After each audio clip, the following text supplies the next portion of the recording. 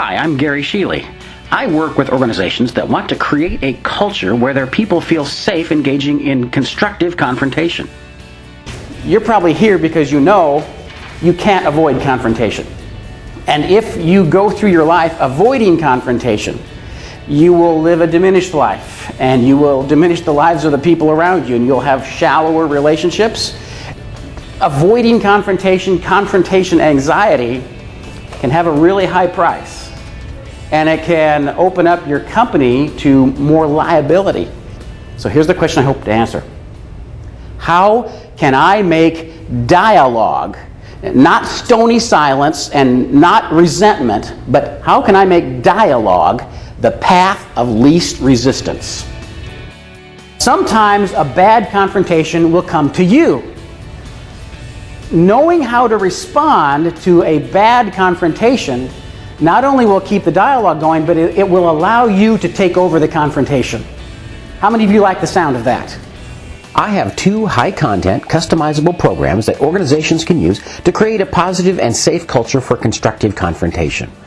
One is a day-long, highly interactive seminar called Tactical Confrontation 101, and the other is a platform program called Leadership Starts With You that equips people with the courage and self-insight to become leaders of the culture change that your organization wants.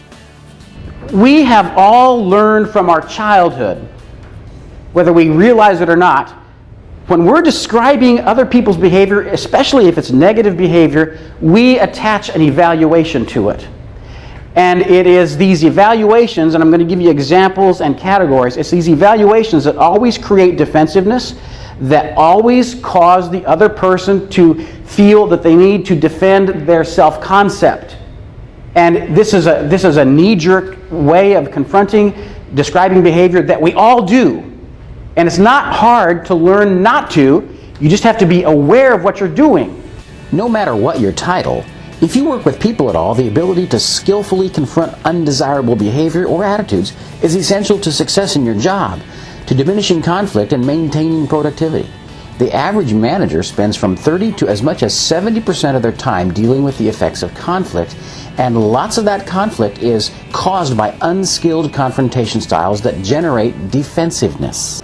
You must recognize the difference between feelings and interpretations of behavior. In this process is going to lead you to do this. This is a relationship confrontation. If in this process you use one of these words, you're going to have to stop off and have an argument about the interpretation that you just put on their behavior. Starting with yourself, the first thing you have to figure out is, what do you really want? What is the real problem? And there's 3 categories of those. These are on page 2 of your workbook. Confronting an event here. This is a single event, and it will guide the way you prepare for your confrontation. The next month he does okay, but the following month he goes over twice. And the month after that he goes over again. Now you're not confronting an event. Now you're confronting a pattern, and it will change the way you prepare your confrontation. And then, in the 5th month, he goes over twice. In the 6th month, he goes over 3 times. And now it's not an issue of budgets and money. It's not an issue of forgetfulness. It's not an event. It's not a pattern. Now you're beginning to wonder how much he values your relationship. And so there's 3 basic kinds of confrontation, and you prepare for each one a little bit differently. It's either an event, a pattern, or it's something in the relationship.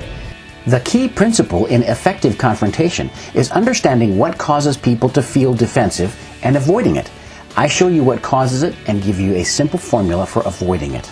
My seminar focuses on providing a culture-changing skill set that equips people to confront undesirable behavior in a way that gets results, to preserve relationships during conflict, and to de-escalate angry people and gain their cooperation without threats or force. No matter what your role, no matter how well-meaning you are, no matter how skilled you are, sooner or later you're going to be facing somebody angry. In other words, folks, the confrontation is going to come to you. And in that moment you have a choice of behaviors. Some of those behaviors will almost always escalate the anger. Some of those behaviors, other behaviors, will de-escalate the anger, and allow you to gain compliance and cooperation from the person who's angry. Does it ever work to say to an angry person, calm down? And do they ever say, oh, you're right, I am pretty upset? Does that ever happen? No. That's what paraphrase does. When you start to paraphrase somebody, even if they're in mid-rant, they'll stop and let you, because it's in their interest. My platform program uses humor and storytelling to help people see themselves as change agent leaders in transforming the culture of their organization. I did what any Nebraskan would do. I pulled over.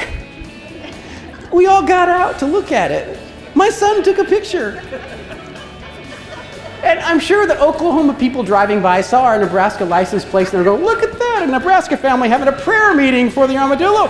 No wonder they can't play football anymore.